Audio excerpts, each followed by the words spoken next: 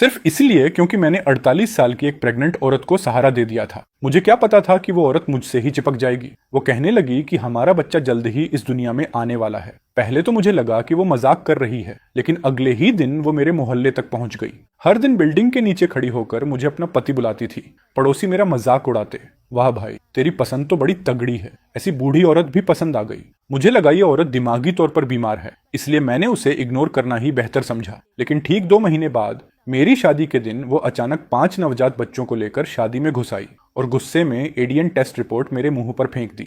99% match. वो रोते हुए चिल्लाई, पति जी, इस लोमड़ी जैसी औरत में ऐसा क्या है? आप मुझे और बच्चों को ऐसे बेसहारा नहीं छोड़ सकते। मेरी अरबों की संपत्ति वाली होने वाली दुल्हन का चेहरा एकदम पीला पड़ गया। उसने सबके सामने मेरे ऊपर वाइन फेंकी और शादी का जोड़ा पहने पहने ही वहां से भाग गई। उसके बाद मुझे मजबूर होकर उस बूढ़ी औरत से शादी करनी पड़ी। शादी के बाद उन 5 बच्चों को पालने के लिए मैं दिन रात जान तोड़कर काम करता रहा। लेकिन जिस दिन वो 5 बच्चे 18 साल के हुए, उसी दिन उस औरत ने मुझे पूरा का पूरा चूहे मारने की दवा पिला दी। मुझे जमीन पर पेट पकड़कर तड़पते देख वो जोर जोर से हंसने लगी। पति जी, तुम जिंदगी भर ये नहीं जान पाओगे कि मैं तुम्हारे बच्चे की माँ कैसे बनी थी। अगले ही पल मेरी आंखों के सामने अंधेरा छा गया। जब मैंने दोबारा आंखें खोली तो पाया कि मैं पुनर्जन्म ले चुका हूँ और मैं वापस उसी दिन पहुंच गया था जिस दिन पहली बार सुपरमार्केट में उससे मुलाकात हुई थी। एक मोटे पेट वाली प्रेग्नेंट औरत अचानक मेरे सामने आई और आह चिल्लाते हुए जमीन पर गिर पड़ी।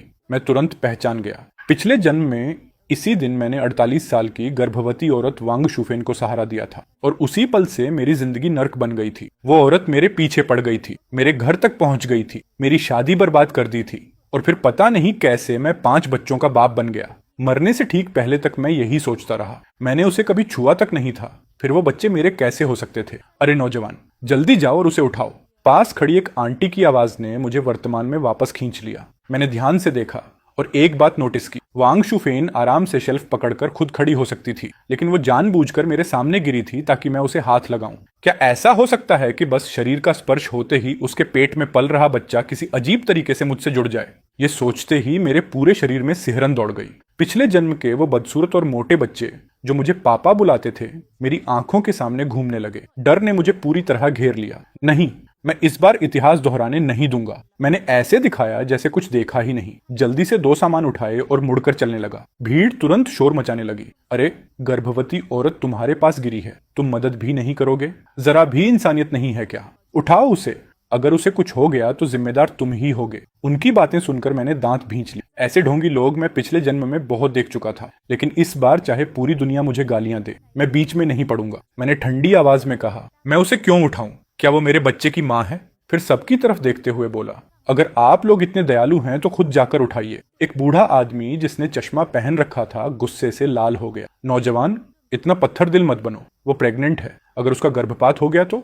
मैंने बिना झिझक जवाब दिया, उससे मेरा क्या लेना देना। लेकिन अगले ही पल वो बूढ़ा आदमी सीधे मेरी तरफ बढ़ा और मेरा हाथ पकड़ने लगा। नहीं, वो तुम्हारे पास गिरी है, इसलिए तुम्हें ही उसे उठाना होगा। तुम मर्द हो या नहीं, इतनी भी जिम्मेदारी नहीं है। ये देखकर वांग शुफेन की आंखों में एक चालाक मुस्कान चमक गई। मेरी सतर्कता तुरंत चरम पर पहुंच गई। क्या वो इसी पल का इंतजार कर रही थी? क्या वो चाहती थी कि मुझे मजबूर करके उसके शरीर को छुआ जाए?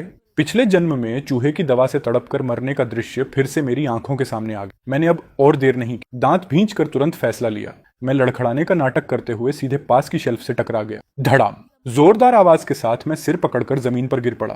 पूरा सुपरमार्केट एकदम शांत हो गया। मैंने सिर उठाकर जोर से पूछा, अब क्या?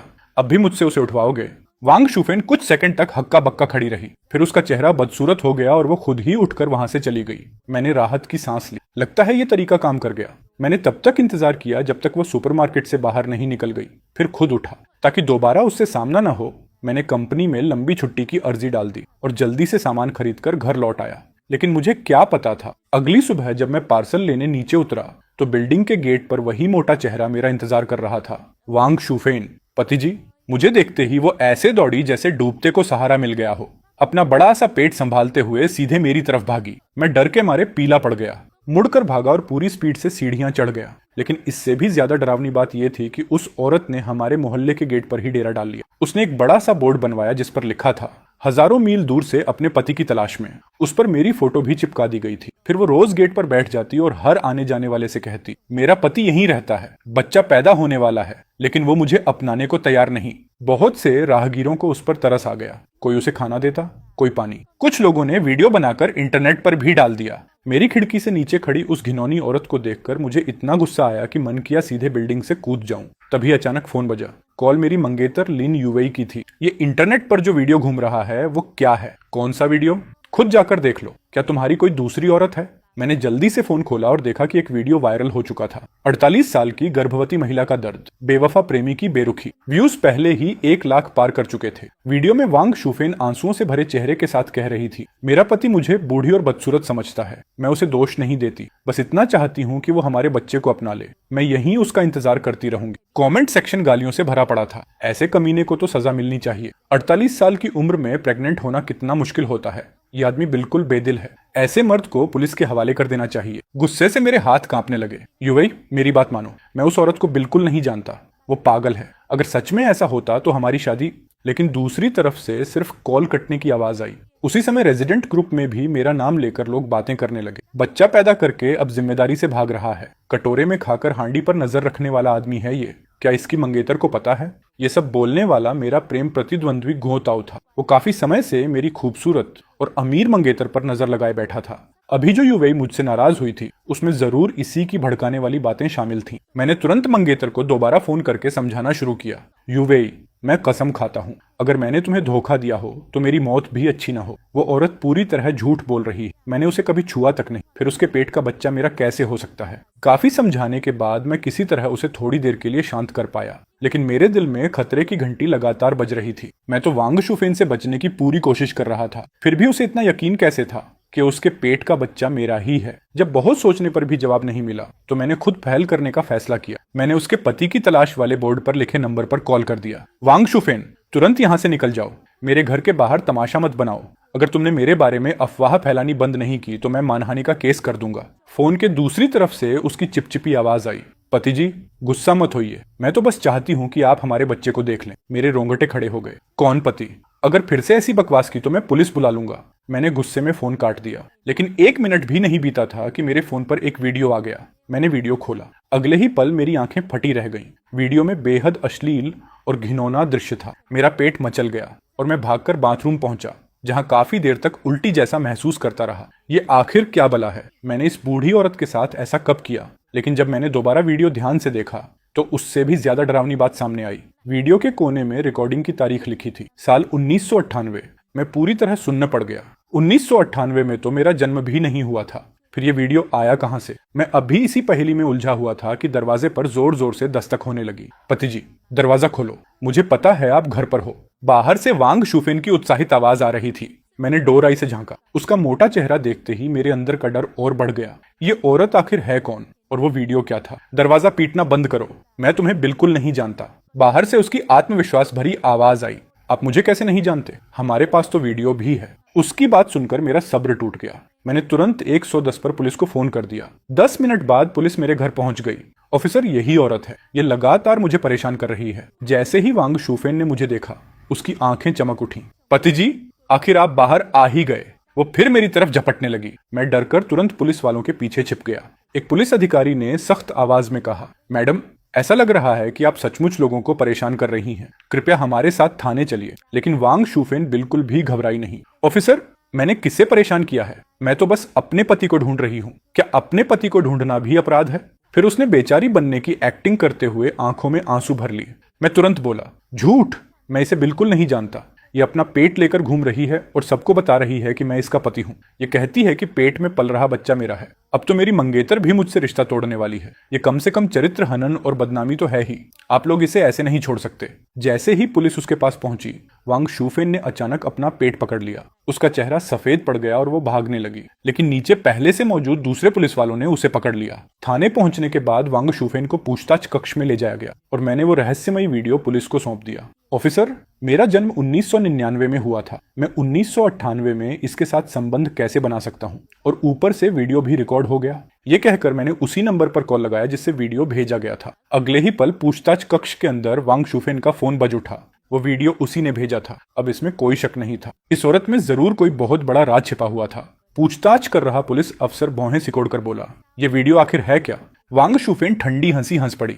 मैं और मेरे पति का प्राइवेट वीडियो है, इसमें क्या दिक्कत है? पुलिस अफसर का चेहरा और भी उलझन भरा हो गया। मुझे नहीं पता था कि आखिर इस केस का नतीजा क्या निकलेगा, लेकिन इस वक्त मुझे बस घिन ही आ रही थी। तभी बगल में फाइलें चेक कर रहा एक पुलिस वाला अचानक बोल उठा, वांग शूफेन, पिछले साल ही तो आप विदेश से वापस लौटी थी। ये सुनकर मैं चौंक गया।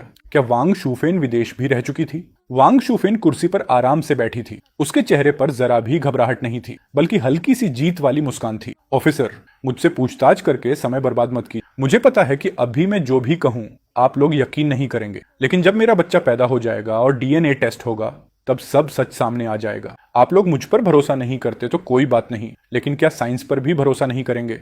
उसका इतना आत्मविश्वास देखकर पुलिस भी थोड़ा हिचकने लगी। एक पुलिस वाले ने मेरी तरफ देखकर पूछा, लड़के, क्या तुम सच में इसके साथ कभी नहीं रहे? कहीं ऐसा तो नहीं कि किसी दिन शराब के नशे में कुछ हो गया हो? मैंने तुरंत दांत भींच कर कहा, मैं मर जाऊं फिर भी इस डरावनी औरत को हाथ तक नहीं लगाऊंगा। उसी समय वांग शूफेन का चेहरा अचानक बदल गया। उसने अपना पेट पकड़ लिया और दर्द से चिल्लाने लगी, आह नहीं, लगता है मुझे लेबर पेन शुरू हो गया। उसकी चीख सुनकर सब घबरा गए। जल्दी एम्बुलेंस बुलाओ। और उसी दिन वांग शूफेन ने ठीक पिछले जन्म की तरह 5 बच्चों को जन्म दिया। 2 दिन बाद पुलिस बेहद जटिल चेहरे के साथ डीएनए रिपोर्ट लेकर मेरे सामने आई।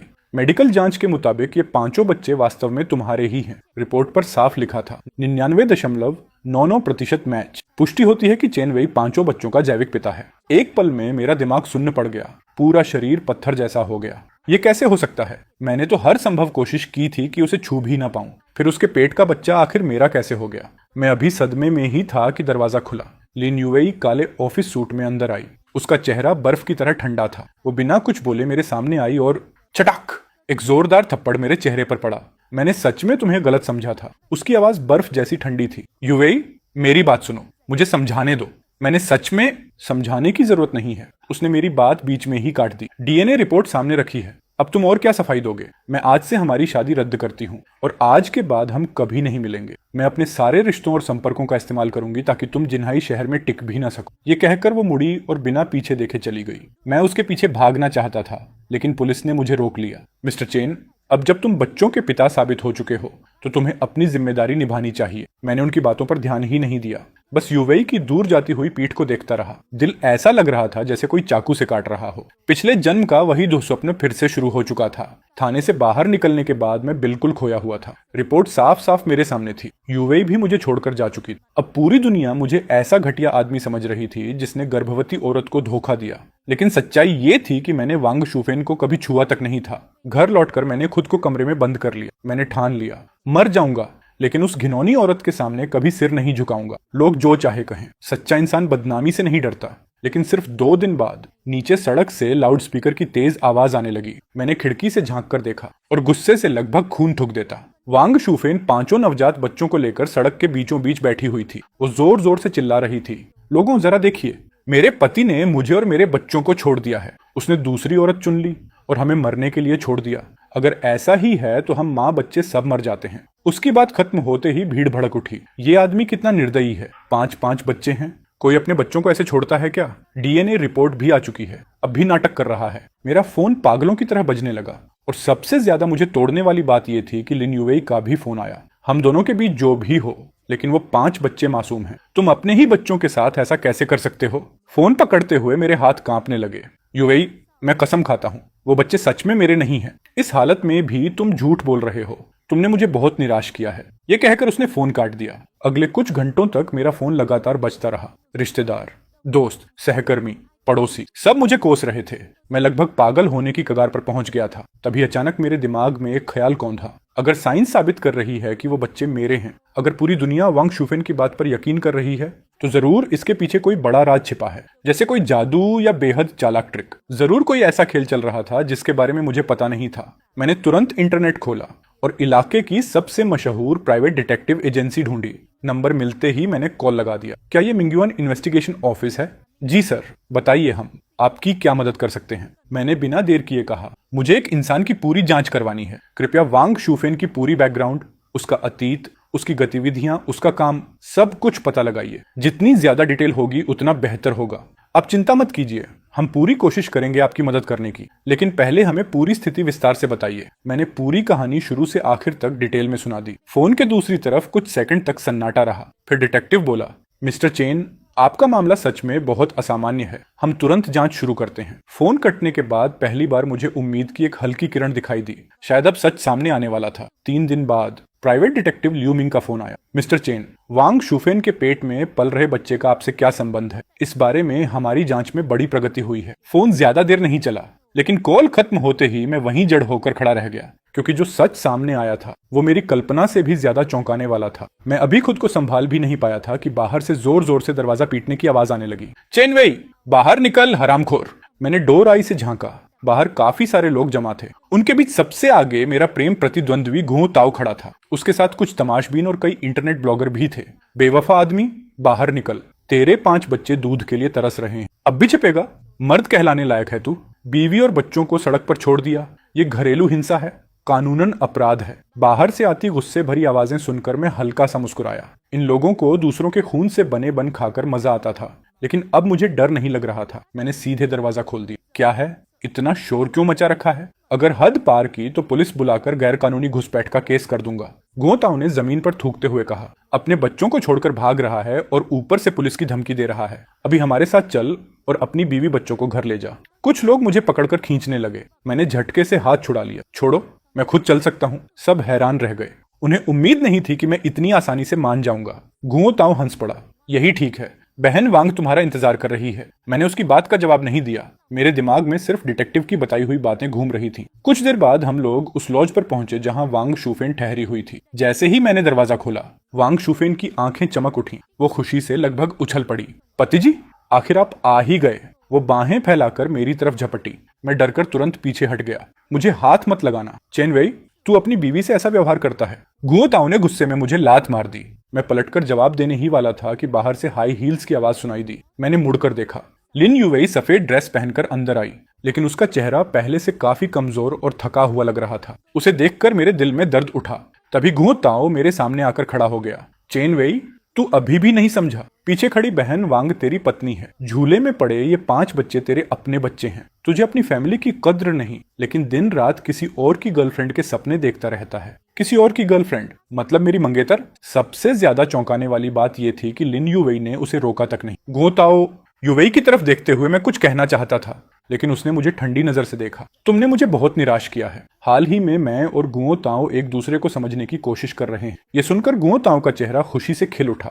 युवेई, देखो इसकी हालत। ये अब तुम्हारे लायक कहाँ रह गया है? मेरे हाथ गुस्से से कांपने लगे, लेकिन तभी वांग शुफिन अचानक आगे आ गई। उसने उंगली दिखाकर लिन युवेई को गाली देना शुरू कर दी। अरे लोमड़ी औरत, अच्छा हुआ तुझे अक्ल आ गई और तू मेरे पति से दूर हो गई, वरना मैं तेरी टांगें तोड़ देती। ये देखकर मेरा गुस्सा आखिर फट पड़ा।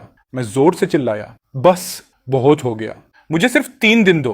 3 दिन के अंदर मैं साबित कर दूंगा कि ये 5 बच्चे मेरे नहीं हैं। कमरे में मौजूद सभी लोग एक दूसरे का चेहरा देखने लगे। स्पष्ट था कि किसी को मेरी बात पर यकीन नहीं था।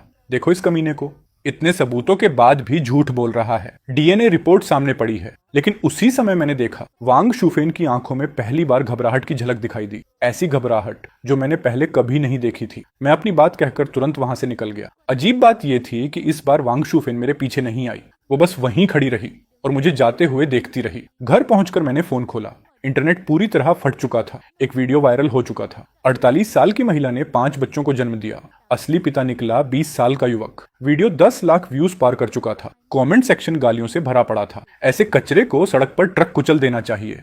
इन 5 मासूम बच्चों का क्या कसूर है? इतना घटिया बाप मैंने कभी नहीं देखा। सबसे बुरी बात यह थी कि किसी ने मेरी सारी निजी जानकारी इंटरनेट पर लीक कर दी थी। मेरा नाम, पता, फोन नंबर, यहाँ तक कि मेरी माँ का नंबर भी। फोन लगातार बज रहा था। हर कॉल किसी अनजान नंबर से आती और आते ही गालियां शुरू हो जाती। चेन वेई, तू इंसान है भी या नहीं? 5 बच्चों को छोड़ दिया, तेरी इंसानियत मर गई क्या? मैं एक एक कॉल काटता रहा, लेकिन फोन रुकने का नाम ही नहीं ले रहा था। सबसे ज्यादा दर्द तब हुआ जब गांव में रहने वाली मेरी माँ का फोन आया। वो रो रही थी। बेटा, पूरे गांव में तेरी बातें हो रही हैं, आखिर हुआ क्या है? मैंने जल्दी से कहा, माँ, इंटरनेट की अफवाहों पर भरोसा मत करना, मुझे फंसाया जा रहा है। लेकिन बेटा वो डीएनए रिपोर्ट। माँ, मैंने उसकी बात काट दी। मुझ पर भरोसा करो, बस मुझे थोड़ा समय और दो, मैं अपनी बेगुनाही साबित करके रहूंगा। मैं अंधेरे कमरे में चुपचाप बैठा रहा। पिछले कुछ दिनों की सारी बेइज्जती, गुस्सा और दर्द मेरे सीने में उबल रहा था। लेकिन अब मुझे पता था बहुत जल्द सारे सवालों का जवाब मिलने वाला है। अगली सुबह फोन बजा। मिस्टर चेन, हमारी जांच पूरी हो गई है। जैसा हमने अनुमान लगाया था, आपकी बेगुनाही साबित होने वाली है। बहुत बढ़िया। मैं खुशी से लगभग उछल पड़ा। डिटेक्टिव ने आगे कहा, आज रात ही एक लाइव स्ट्रीम करके सच्चाई सबके सामने रख दीजिए। मैंने ठंडी मुस्कान के साथ कहा, आज रात मैं पूरी दुनिया को दिखाऊंगा कि असली जोकर कौन है। शाम 7 बजे वांग शूफेन के जर्जर किराए के मकान के बाहर लोगों की भीड़ उमड़ पड़ी थी। पिछले कुछ दिनों में सोशल मीडिया ने इस मामले को खूब हवा दी थी। ऊपर से वांग शूफेन रोज लाइव स्ट्रीम करके रोती धोती और लोगों की सहानुभूति बटोरती रहती थी। तभी भीड़ में किसी ने चिल्लाकर कहा, देखो वो बेवफा आदमी आ गया। एक पल में सबकी नजरें मुझ पर टिक गईं। चारों तरफ से गालियां और ताने बरसने लगे, लेकिन मैं बिना कोई भाव दिखाए सीधे वांग शूफेन के सामने जाकर खड़ा हो गया। मुझे देखते ही उसकी आंखों से आंसू बहने लगे। वो धड़ाम से घुटनों के बल बैठ गई और मेरे सामने सिर पटकने लगी। पति जी, प्लीज हमें मत छोड़िए, मैं कुछ भी कर लूंगी, बस मुझे और बच्चों को मत छोड़िए। उसके सिर पटकने की आवाज लगातार गूंज रही थी। भीड़ और भड़क गई। अरे इंसान है कि जानवर? औरत तेरे सामने घुटनों पर गिर गई। डीएनए रिपोर्ट सामने पड़ी है, अब भी मुकरना चाहता है? घुओ ताओ भी उछल पड़ा। उसने डीएनए रिपोर्ट हवा में लहराई। 99.99% मैच। अब बोल, इसका क्या जवाब है? मैं ठंडी हंसी हंस फिर अपने बैग से मोटी फाइल निकाली। पहला दस्तावेज उठाकर सीधे घुओ ताओ के चेहरे पर फेंका। हाँ, ये सही है। मेरा और इन 5 बच्चों का डीएनए 99.99% मैच करता है। लेकिन ये भी देखो, मैंने दूसरा दस्तावेज निकाला। इन 5 बच्चों का और मेरे पिता चेन जियानगो का डीएनए भी 99.99% मैच करता है। घुओ ताओ का चेहरा तुरंत बदल गया। वो कांपते हाथों से रिपोर्ट देखने लगा। मैंने ऊंची आवाज में कहा, ये बच्चे मेरे नहीं हैं, असल में ये मेरे पिता के बच्चे हैं, या यूं कहो कि मेरे पिता के दान किए गए स्पर्म से पैदा हुए बच्चे हैं। मेरी बात सुनते ही पूरा माहौल एकदम शांत हो गया। चारों तरफ सन्नाटा छा गया। हर कोई स्तब्ध रह गया। घुओ ताओ का चेहरा राख जैसा पड़ गया। नहीं, ये असंभव है। तूने जरूर नकली रिपोर्ट बनवाई है। मैं हंस पड़ा। ये सारी रिपोर्ट सरकारी अस्पताल ने जारी की है, चाहो तो खुद जाकर जांच कर लो। उसी समय पुलिस की गाड़ियों के सायरन सुनाई दिए। कुछ पुलिस वाले भीड़ को हटाते हुए अंदर आए। कृपया रास्ता दीजिए। उनके साथ वही बुजुर्ग पुलिस अधिकारी भी थे जिनसे मेरी मुलाकात थाने में हुई थी। उन्होंने रिपोर्ट हाथ में लेकर ध्यान से देखी, फिर गंभीरता से सिर हिलाया। मिस्टर चेन सही कह रहे हैं, ये सभी रिपोर्ट असली हैं। भीड़ में हड़कंप मच गया। पुलिस अधिकारी ने गला साफ किया और कहा, हमारी जांच के अनुसार सच्चाई ये है। 3 साल पहले मिस्टर चेन के पिता चेन जियानगो ने शहर के अस्पताल में स्पर्म डोनेट किया था। वांग शूफेन ने आर्टिफिशियल इंसेमिनेशन के जरिए गर्भधारण किया। इन 5 बच्चों का जैविक पिता दिवंगत चेन जियानगुओ है, न कि चेन वेई, क्योंकि चेन वेई और उनके पिता के बीच रक्त संबंध है, इसलिए डीएनए रिपोर्ट में समानता दिखाई दी। ये सुनते ही वांग शूफेन का चेहरा पूरी तरह सफेद पड़ गया। वो धम्म से जमीन पर गिर पड़ी। पुलिस अधिकारी आगे बोले, वांग शूफेन पहले विदेश में अवैध मजदूरी करती थी, बाद में वहां गुजारा न होने पर वापस देश लौट आई, लेकिन उसके पास 5 बच्चों को पालने की क्षमता नहीं थी, इसलिए उसने अस्पताल के एक कर्मचारी को रिश्वत देकर स्पर्म डोनर की जानकारी हासिल की। उसका असली निशाना चेन जियानगुओ से पैसे वसूलना था, लेकिन 1 साल पहले उनकी सड़क दुर्घटना में मृत्यु हो गई। इसके बाद इसने चेन वेई को निशाना बनाया। इसने एक नकली निजी वीडियो तैयार किया और चेन वेई पर बच्चों की जिम्मेदारी थोपने की कोशिश की। अब पूरी सच्चाई सबके सामने थी। भीड़ में जोरदार हलचल मच गई। वांग शूफेन जमीन पर बैठी थी। उसके चेहरे पर पहले वाला घमंड कहीं नहीं था। वो बस खाली नजरों से सामने देख रही थी और बड़बड़ा रही थी, नहीं, ऐसा नहीं हो सकता, ऐसा नहीं हो सकता। जो लोग अभी तक मुझे गालियां दे रहे थे, अब सब शर्म से सिर झुकाए खड़े थे। कोई भी मेरी तरफ देखने की हिम्मत नहीं कर रहा था। पुलिस वांग शूफेन के पास पहुंची। आप पर झूठा आरोप लगाने और साजिश रचने का शक है, कृपया हमारे साथ चलिए। वांग शूफेन अचानक पागलों की तरह चीखने लगी। मैं नहीं जाऊंगी, मैं तो बस अपने बच्चों के लिए एक सहारा ढूंढ रही थी। मैंने क्या गलत किया है? लेकिन उसकी कोई नहीं सुन रहा था। कुछ ही देर में पुलिस ने उसे हथकड़ी लगा दी। मैंने पुलिस की गाड़ी को दूर जाते देखा और लंबी सांस छोड़ी। आखिरकार ये दुहा स्वप्न खत्म हो चुका था। बाद में मुझे पता चला कि वांग शूफेन को झूठे आरोप, धोखाधड़ी और समाज पर बुरा प्रभाव डालने के अपराध में 20 साल की जेल हुई और गुओताओ को अफवाह फैलाने और बदनामी करने के जुर्म में 8 साल की सजा मिली। जहां तक उन 5 मासूम बच्चों की बात थी, उन्हें सरकारी संरक्षण में अनाथालय भेज दिया गया, जहां उनकी नई जिंदगी शुरू हुई। धीरे धीरे भीड़ भी छंट गई। सब कुछ फिर से शांत हो गया। मैं वहां से जाने ही वाला था कि पीछे से एक परिचित आवाज आई, चेनवेई। मैंने मुड़कर देखा। थोड़ी दूर लिन युवेई खड़ी थी। चांदनी उसके ऊपर पड़ रही थी। वो किसी फरिश्ते जैसी खूबसूरत लग रही थी। युवेई, वो जल्दी से मेरे पास आई। उसकी आंखों में आंसू भरे थे। मुझे माफ कर दो, मुझे तुम पर शक नहीं करना चाहिए था। जब पूरी दुनिया तुम्हारे खिलाफ थी, तब मुझे तुम्हारे साथ खड़ा होना चाहिए था। मैं हल्का सा मुस्कुराया। कोई बात नहीं, मैं तुम्हें दोष नहीं देता। सच कहूं तो मैं खुद भी लगभग पागल हो गया था। युवेई ने मेरा हाथ कसकर पकड़ लिया। चेनवेई, क्या हमारी शादी अब भी हो सकती है? मैंने उसे धीरे से अपनी बाहों में भर लिया। बिल्कुल, मैं बहुत समय से तुम्हारे मुंह से यही सुनना चाहता था। एक महीने बाद हमने अपनी तय योजना के अनुसार भव्य शादी की। शादी में सफेद वेडिंग ड्रेस पहने युवई को देखकर मेरे मन में अनगिनत भाव उमड़ पड़े। अगर मुझे दूसरा जीवन न मिला होता, अगर मैं इस भयानक परीक्षा से न गुजरा होता, तो शायद मैं कभी समझ ही नहीं पाता कि जिंदगी में सबसे कीमती चीज क्या होती है। अब सारे काले बादल छंट चुके थे, धूप फिर से चमक रही थी और हमारी खूबसूरत जिंदगी अभी बस शुरू ही हुई थी।